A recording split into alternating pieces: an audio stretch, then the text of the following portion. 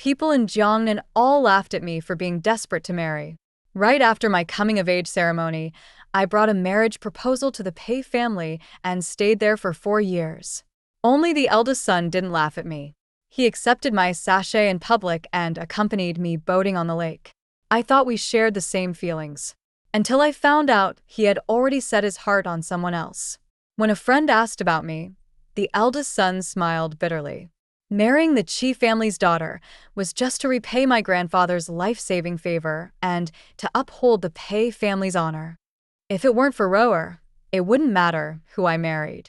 As he wished, before the wedding, my parents found their real daughter, the one he had cherished in his heart all along. Since they were destined for each other, a perfect match, there was no need for me, the imposter, to stay. On the 3rd day of being bedridden after falling into the water, Pei Wenshu came again. "Ingzheng, it's me." As usual, he knocked twice on the door, but didn't wait for my permission before pushing it open and sitting by my bed. The 2 maidservants exchanged glances and left on their own. Pei Wenshu took out a letter from his robe, looked at me, and his brows furrowed with worry. "Your mother heard about your relapse and sent a letter. I figured you'd be homesick while unwell, so I brought it to you right away." "Thank you, young master." I weakly propped myself up, about to bow, but he held my shoulder down.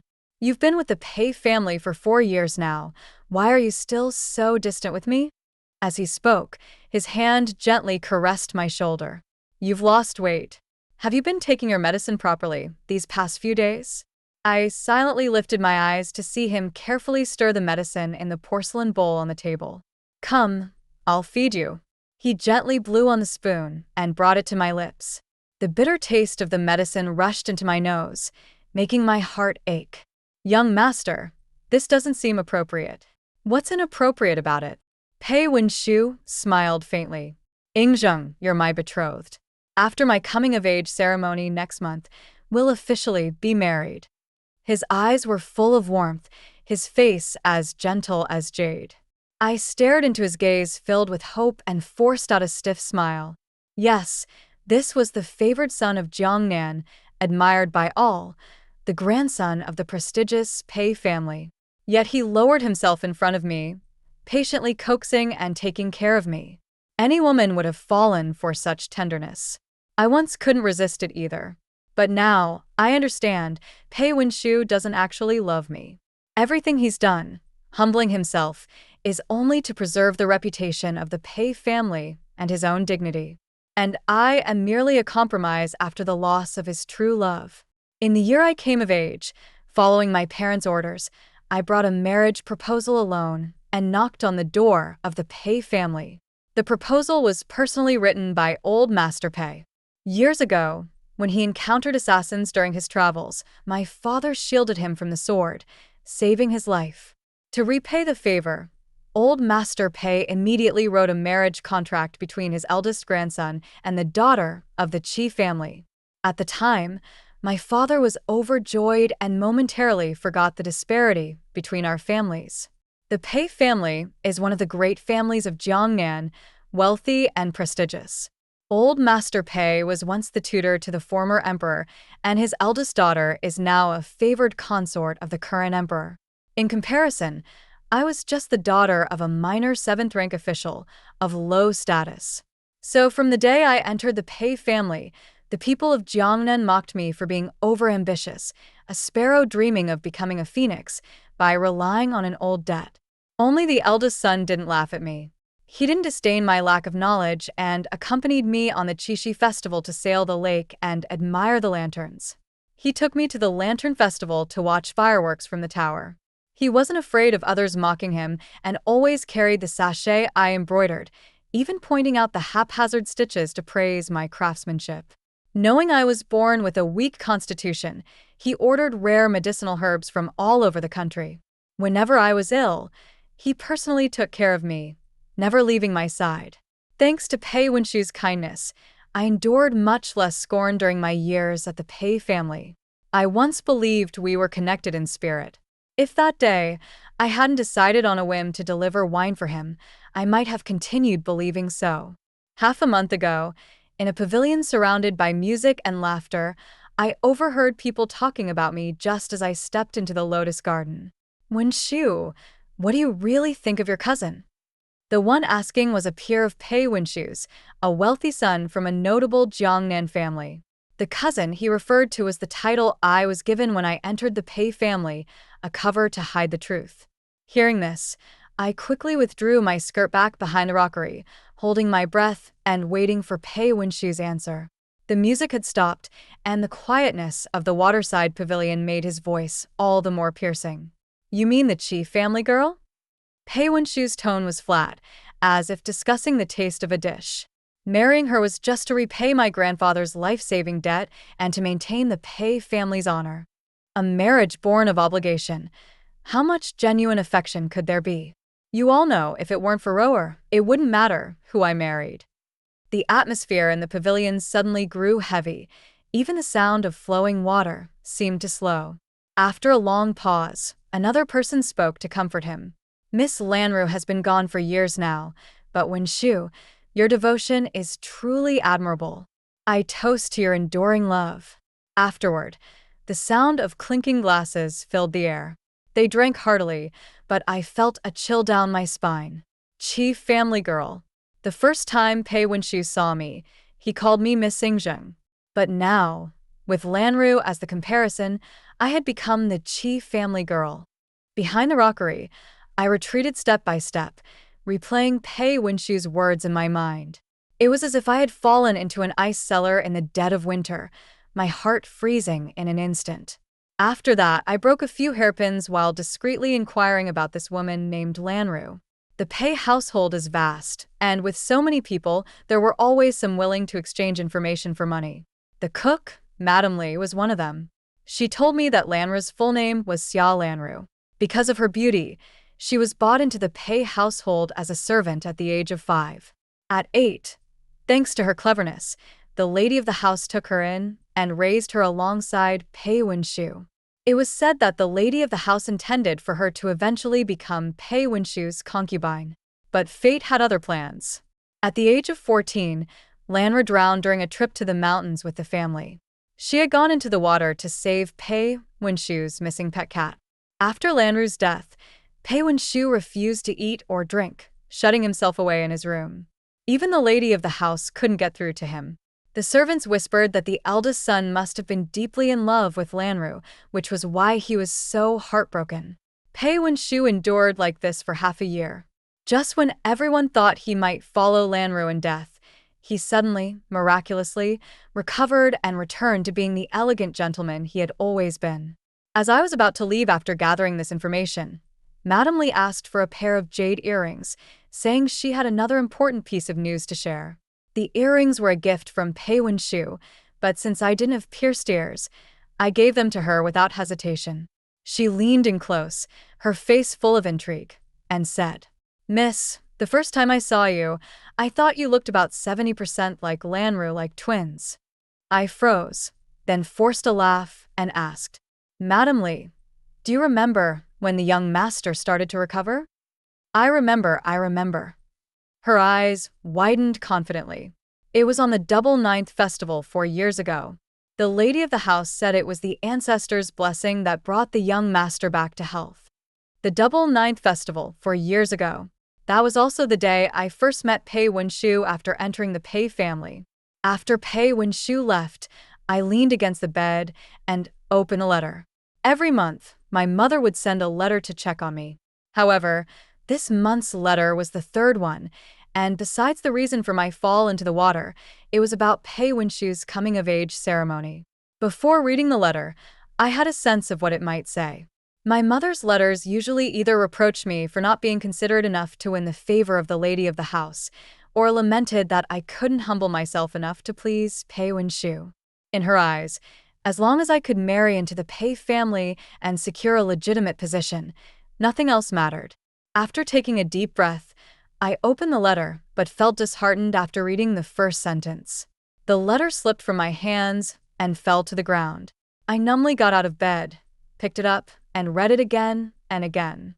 Suddenly, an unprecedented sense of relief surged within me, making me laugh out loud. I never expected that this time.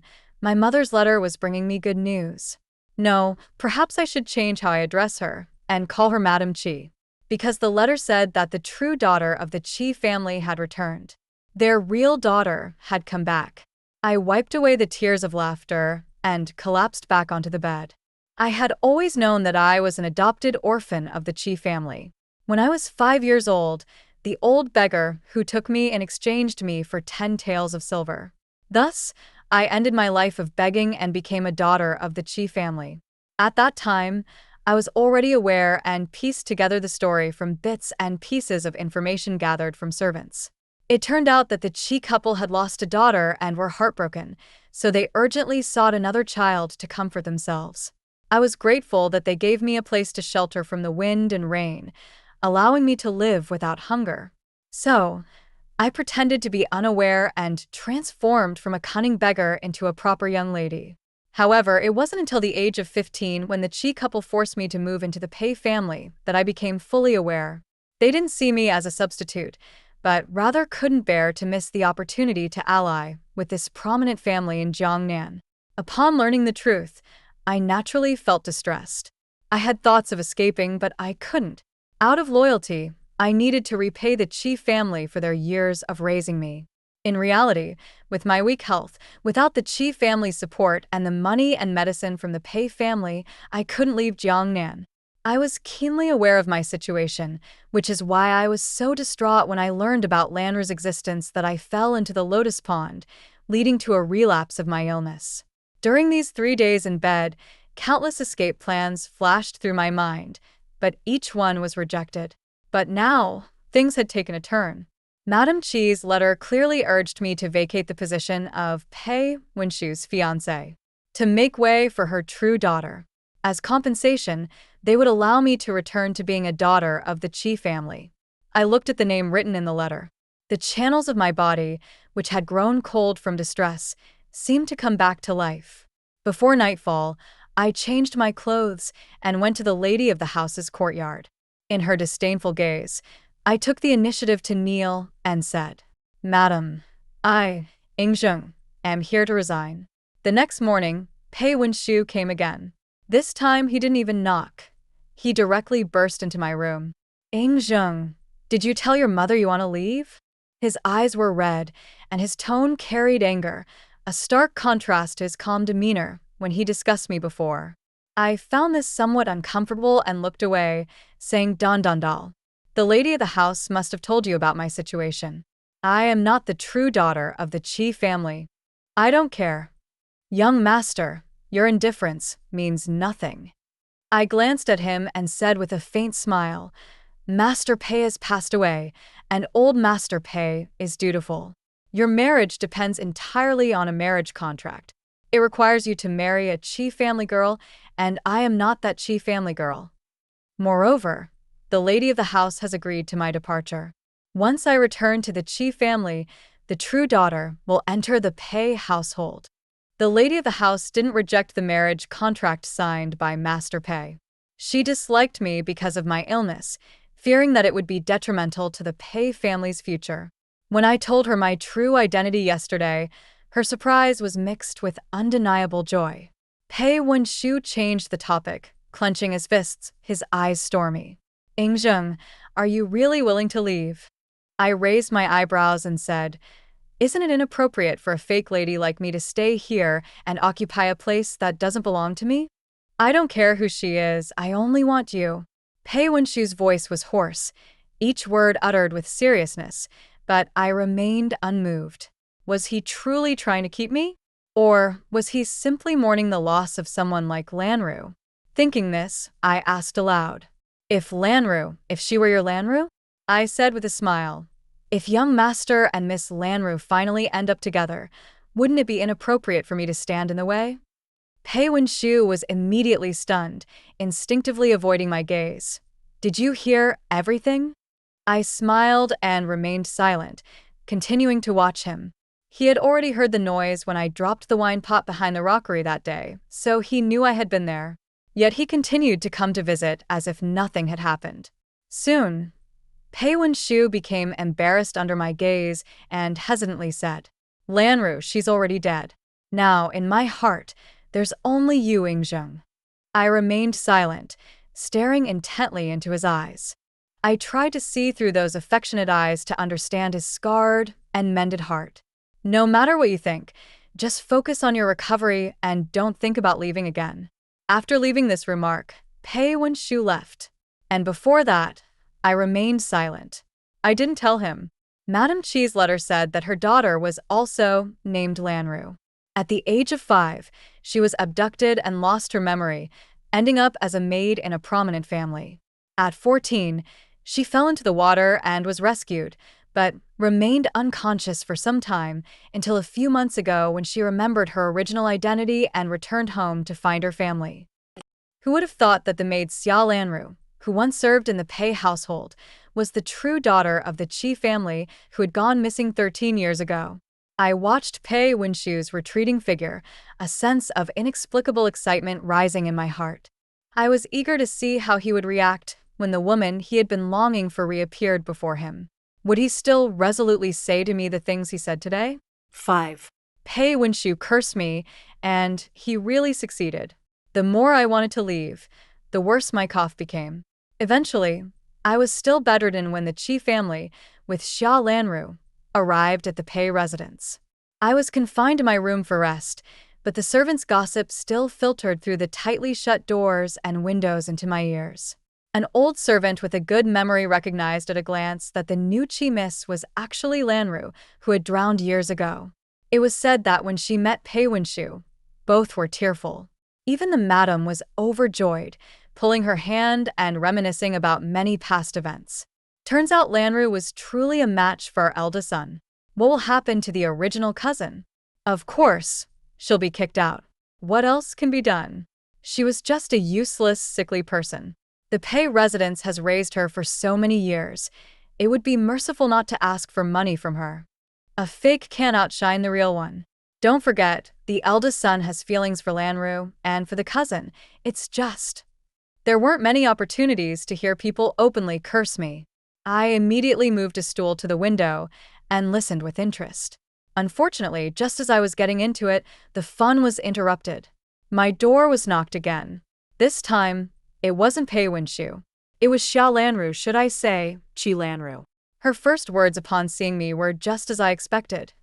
You're the adopted daughter of my family? We do look quite alike. I actually wanted to argue that we were not alike at all since I was almost a head taller than her. But having been ill for so long, I wanted to conserve my strength for eating and drinking, so I just smiled politely at her. However, Qi Lanru didn't seem willing to get along with me, her cheap sister. Her next words were full of sharp barbs. I've read the letter you sent to Mother. Do you know? The things you did for the eldest son, we've done them all before. Even the sachet I once embroidered better than you. You've occupied my position for so many years. Shouldn't you be grateful and leave the Pei residence willingly now? Do you think staying here will make the eldest son favor you more? Don't forget, he treats you well only because you resemble me. She said so much that my head was buzzing. I understood 2 things. Firstly, Qi Lanru was here to give me a warning. Secondly, she was causing me trouble because of Pei Wenshu. It turned out that yesterday, during their reunion in the hall, Pei Wenshu had requested something from the madam. He said that he wanted to marry both Qi Lanru and me. Lanru would be his wife, and I would be his concubine. 6. Not only was Qi Lanru angry, but I was also infuriated. In a flash of anger, I stormed into Pei Wenshu's study and slapped him. He was grinding something at the time, and it splattered all over him. I didn't escape unscathed either. For the first time in 4 years, I called him by his full name. Pei Wenshu, I won't be a concubine. His eyes brightened slightly, and he gently wiped the ink beads from my cheek with a smile. Ingzheng, you're making a fuss again. If you could be more sensible, considering our years of relationship, I might consider making you my principal wife. He was as gentle as ever, as if the slap had never happened. I didn't believe in his gentleness and slapped him again. I won't be a concubine, nor a damned principal wife. I want to go home.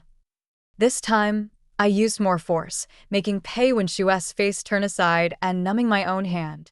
Pei Wenshu touched his red cheek and fixed his gaze on me. He wasn't angry. Instead, he laughed more heartily. I never knew Yingjing had such a fiery temper. It's a good thing I found out, but don't let mother know. There were many things he didn't know. I had wandered with an old beggar since childhood. They taught me to steal and to curse. In the mountain temple, I used a torch to help fend off wolves. When the madam of the brothel came to catch me, I bit off a piece of her flesh. The wildness from my childhood was deeply ingrained, only hidden over the years. I ignored Pei Wenshu's mockery and repeated, "If you don't let me go now, you'll regret it later. If I dare to slap you today, I'll dare to set your Pei residence on fire tomorrow." You. A cold smile flashed briefly on Pei Wenshu's lips before he stopped speaking. At this stalemate, a weak crying voice entered the study before Qi Lanru's figure. Eldest son. Qi Lanru, holding up her skirt, ran over. Seeing the handprint on Pei Wenshu's face, she glared at me. "Qi Yingjing, you have some nerve. How dare you hit the eldest son?" Saying this, she made a move towards me. I quickly sidestepped, and Qi Lanru fell onto the table instead. The pen rack and inkstone fell together, staining her with ink. But she didn't have time to care about her dirty clothes, because the paper cutter had cut her palm and blood was seeping onto the paper, making her legs go weak as she collapsed to the ground. "Eldest son, it hurts so much." Qi Lanru clung to Pei Wenshu's clothes, crying to him. He, in turn, held her up with a pained expression and looked at me with a fierce green glare, like the wolves I encountered in my childhood. I had a premonition that Pei Wenshu might come to hit me. I certainly wouldn't be able to fight him. So, while he was still comforting Qi Lanru, I slipped away like grease. Behind me, Pei Wenshu's angry voice rang out. "Lock the cousin in the courtyard. No one is allowed to let her out without my orders."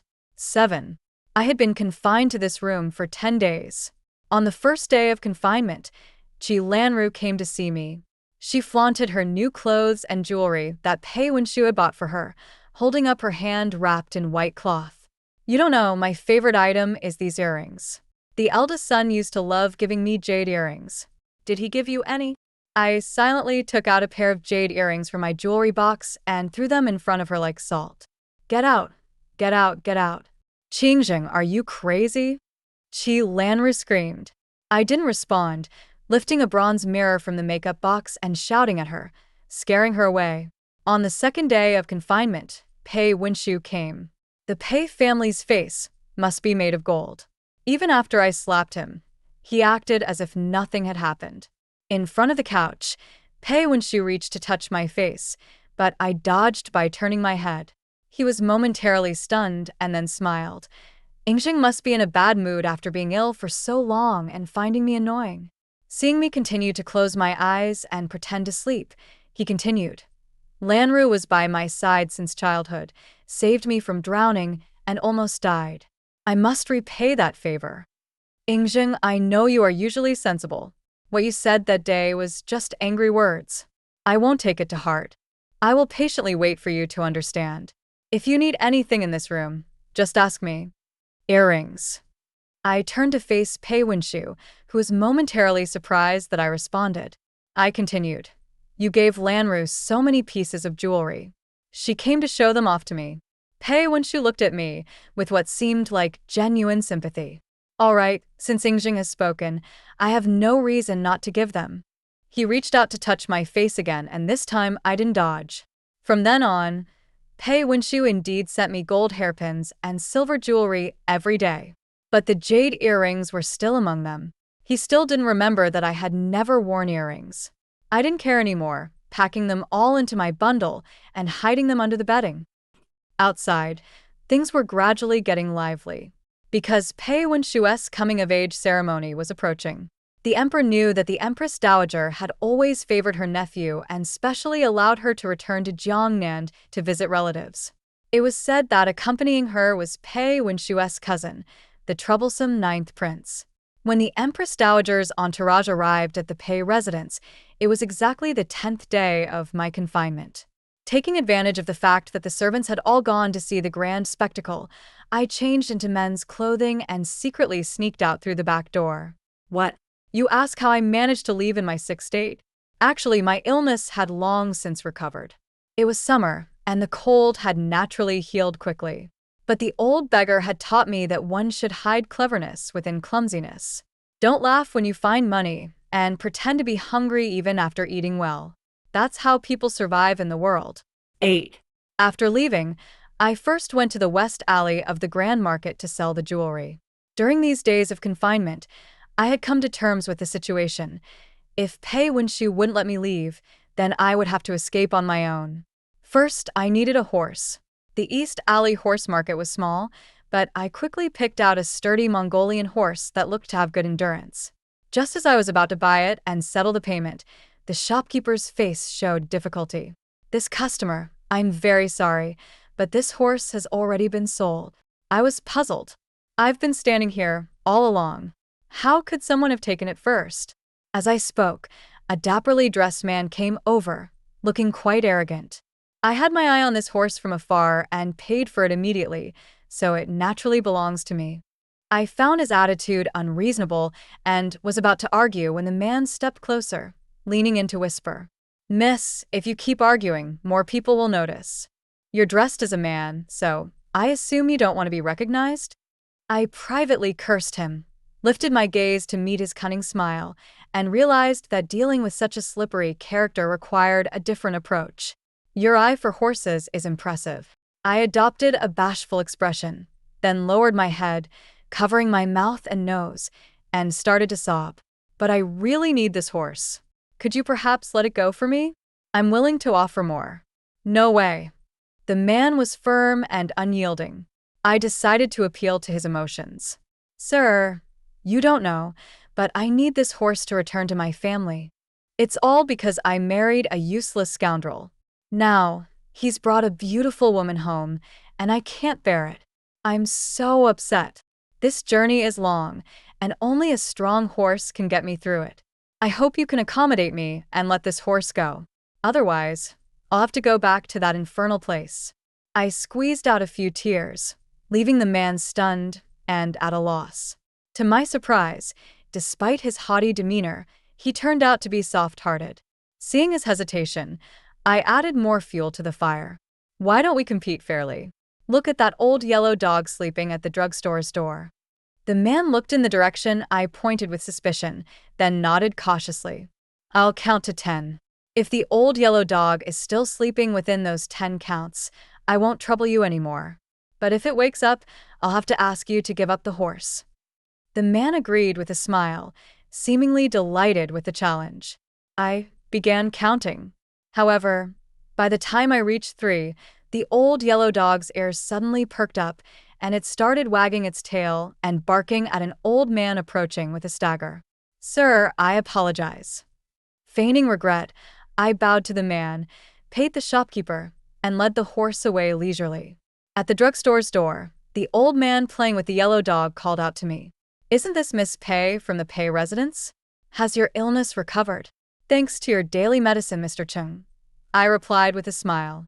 Mr. Chung was a regular at the Pei residence, always bringing his old yellow dog to deliver medicines. If Mr. Chung hadn't been coming this way, I wouldn't have gone through the trouble of betting with that man. 9. For several days, Pei Winshu was busy hosting his noble aunt and royal cousin, leaving no time for me, the insignificant cousin. With no interruptions, I was happy to enjoy my freedom and plan my departure. However, that afternoon, an unexpected visitor arrived. I had thought that after delivering Qi Lanru, the Qi couple would leave. I didn't expect them to stay at the Pei residence. They had been there for half a month before finally coming to see me. And they didn't come on their own initiative. They were sent by Pei Winshu to persuade me. Madame Qi cried as she spoke. "Zheng'er, you are the child I raised with great difficulty. I taught you to read and write and helped you recover from the cold you caught while wandering. You should be grateful." Mr. Qi also softened his usually stern demeanor, speaking gently. "It's your good fortune that Master Pei is willing to take you as a concubine. What are you unwilling about?" With you here, Lanru will have someone to support her as well. Today, I suddenly understood the unspoken words from the confrontation I had with Pei Wunshu in the study. Return home? Where do I have a home to return to? The Pei residence is not my place, and neither is the Qi family. Ignoring the reproaches from the Qi couple, I went out alone. The Pei residence was large enough for me to wander around without encountering anyone. But as I walked, a shadow suddenly fell in front of me. I stopped and found that it was the man who had contested the horse with me. "What a coincidence, miss, we meet again," he said ambiguously. I lowered my eyes to observe his attire, gave him a respectful bow, but he interrupted me before I could speak. After parting ways in the east alley of the Grand Market, I found something amiss and went to ask Mr. Chung from the drugstore. He said he already knew you. His tone softened. "Are you the cousin from the Pei residence?" I wasn't in the mood to play games with him and asked directly. "May I ask what you mean?" He adjusted his attire with an air of pretentiousness. "I think you were at a disadvantage in that bet, so it doesn't count." I sighed in relief. "In that case, you can buy the horse at the original price." I pointed him to the place where the Mongolian horse was kept and told him to retrieve it himself. He seemed skeptical and asked, "You're really giving me the horse just like that?" I nodded calmly. Now that I had a horse, I wasn't sure where to go. I could always buy another one later if needed. Seeing that I had no further comments, the man thanked me and turned to leave. But after taking a few steps, he turned back and smiled. "By the way, there's one more thing I haven't asked the young lady. When did my maternal grandfather's house become an infernal place?" Hearing this, I was momentarily stunned, watching his cheerful departing figure, my palms suddenly growing sweaty. From his attire, I had guessed he was someone of high status. I didn't expect he was actually Pei Wunshu's cousin. He was also the most favored ninth prince, Xiao Xuani. 10. I had heard that the ninth prince was unruly, and it was best to avoid such people if possible. But he seemed intent on causing trouble. The next day, at Pei Wunshu's coronation banquet, Xiao Xuani deliberately acted as if he didn't know me and asked, "Is this the cousin who is recuperating at the Pei residence?" My brows twitched. I realized this was not going to end well. He was clearly asking on purpose, and his intentions were not good. Sure enough, as Xiao Xuani sipped his wine and smiled freely, he said, "I always feel that the cousin seems familiar, as if we have known each other for a long time." I was worried he might reveal the incident of me buying the horse outside the residence, making my back chill. Before I could figure out how to respond, Jiangnan spoke up for me. "To receive such praise from your highness is my sister's fortune. Could it be that his highness met me when you were young at the Pei residence? Everyone says we resemble each other a bit." Jiangnan had previously been introduced to the concubine Shu and the others and thought she was familiar with them, but Xiao Xuani did not pick up on it. "Who said such a thing?" He put down his wine cup, and though his tone was not harsh, it was chilling enough to make Jiangnan shiver. However, he soon squinted with a smile. "In my opinion, the cousin's brows and eyes are full of spirit, quite different from other beauties. Don't you agree, cousin-in-law?" The moment Jiangnan heard cousin-in-law, her face suddenly brightened with a smile. As Pei Wunshu was busy entertaining guests, he only glanced our way when Xiao Xuani spoke to us. He was probably worried that Xiao Xuani might actually bully his fiancée. But when he saw everything was calm, he relaxed and continued socializing. In the evening, Pei Wunshu hosted a lantern festival specifically for Jiangnan. He intended to officially introduce her to the guests and set the wedding date. As the cousin who had been living at the Pei residence and also Jiangnan's sister-in-law, I had no reason to leave halfway through. I could only endure and stay at the banquet until it ended. However, with the events of the day, Jiangnan seemed to seize the opportunity and was insistent on matchmaking me with Xiao Xuani. She proposed a toast. His Highness the Ninth Prince said, "He feels a sense of familiarity with my sister. Since you are of the same age, you must have many things to talk about. The lotus lanterns in the lotus courtyard are quite spectacular tonight. Why don't you two go and have a look together?" At these words, several elders at the scene furrowed their brows, with the eldest madam showing the most concern. Jiangnan's intentions were too obvious. She knew that Pei Wenshu had not yet informed others of his intention to take me as a concubine due to maintaining face. Thus, she tried to push me out, cutting off Pei Wenshu's plan. But this was a huge offense to the powerful eldest madam. Moreover, it was quite presumptuous for a commoner to instruct a royal prince. Unexpectedly, Xiao Xuanyi was not annoyed. Instead, he asked me, "I am naturally willing, but I wonder if the cousin-in-law has such interest?" I was already suffocating at the banquet and eager to leave, so without thinking, I agreed. I nodded politely and said, "It is my fortune to be invited by His Highness." Before I could finish, there was a sudden sound of breaking glass. I turned and saw Pei Wenshu's dark, brooding gaze. His face was ashen, and he held a shard of porcelain in his hand. Xiao Xuanyi exclaimed in surprise, "Oh, cousin, how careless of you to have cut yourself." Pei Wenshu quickly replaced his expression with one of courtesy. "I'm fine. I noticed that my cousin-in-law looks tired, so after viewing the lanterns, you should return to rest early." 11. I knew that Xiao Xuanyi wasn't truly interested in seeing the lanterns. So, after leaving the banquet, I found an excuse to part ways with him. He agreed in words, but still followed me closely. When we reached the courtyard, I finally couldn't hold back and asked, "It's getting late. If your highness has something to say, please let me know." Even though I asked him directly, he still fidgeted, looking around. I didn't wait for him to hesitate and left a door open, saying, "If your highness hasn't decided yet, why don't you come in for some tea?" "Wait." Xiao Xuanyi finally stopped pretending to be mute. "Since we are both unmarried, it wouldn't be appropriate for me to enter your room." I gave a self-deprecating smile. "Your highness needn't worry. I am merely a guest in this residence. Just consider this room as a private room in a tea house." With that, Xiao Xuanyi reluctantly came in and told me the truth. It turned out that when he went to see the Mongolian horse yesterday, he had almost been kicked. The horse had a fiery temperament and wouldn't let him get close. It kept neighing angrily from 10 steps away. With no other choice, Xiao Xuanyi came to seek my help, but was too embarrassed to ask directly.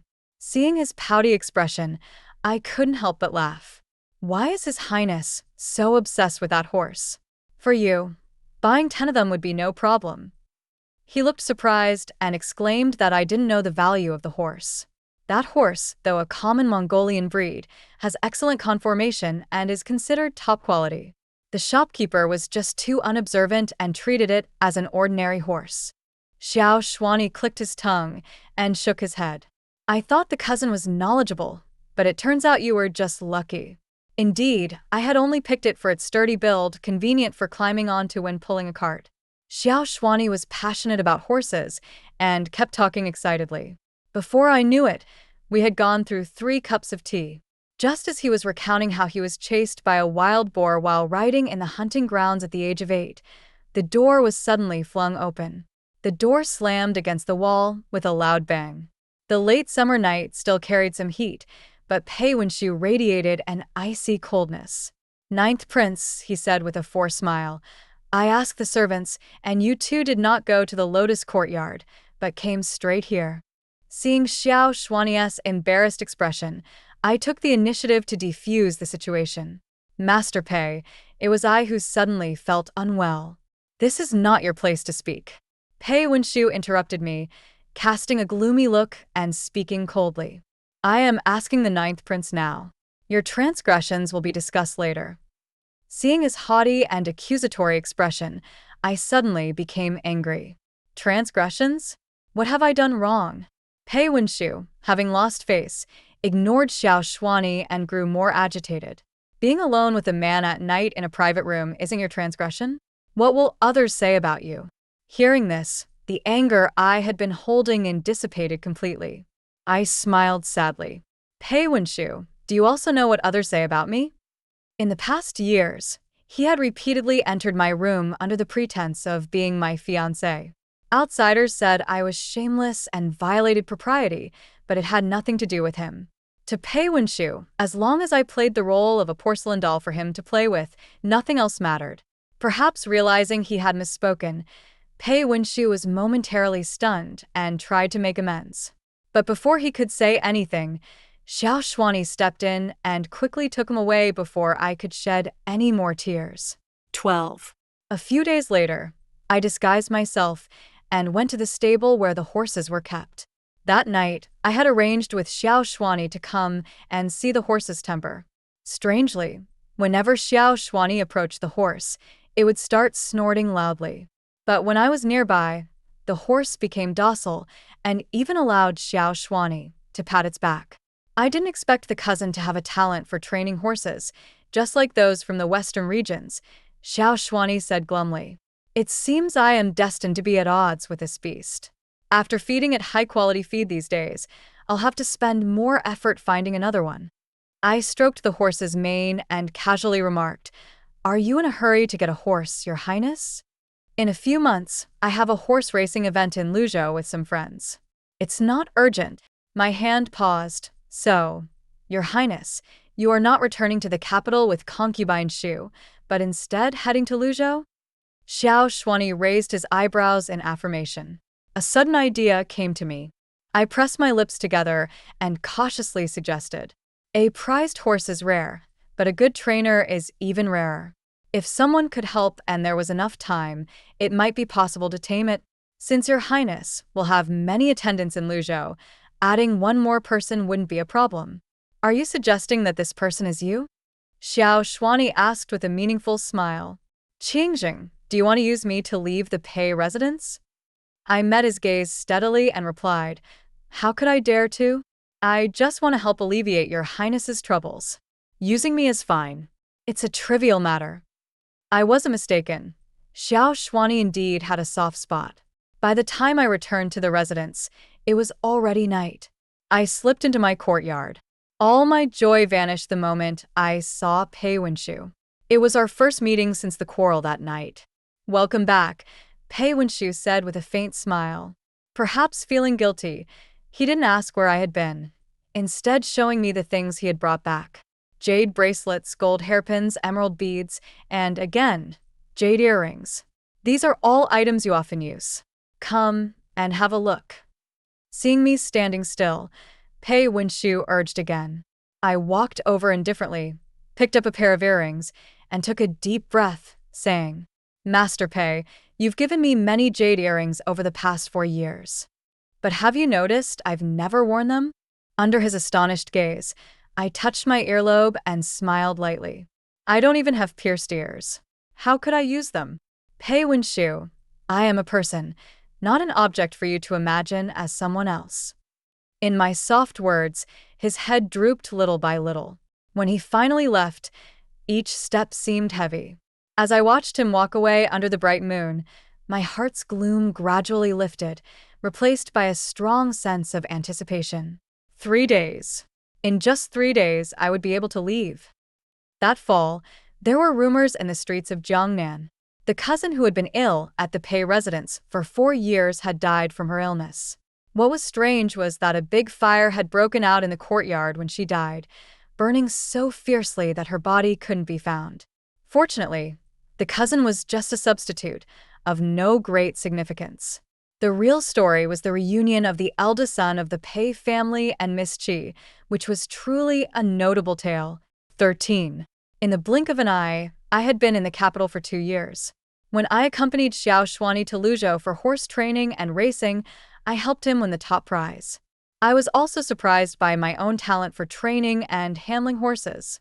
However, when Xiao Shuani half-seriously, half-jokingly asked me to stay with him as a horse trainer, I declined.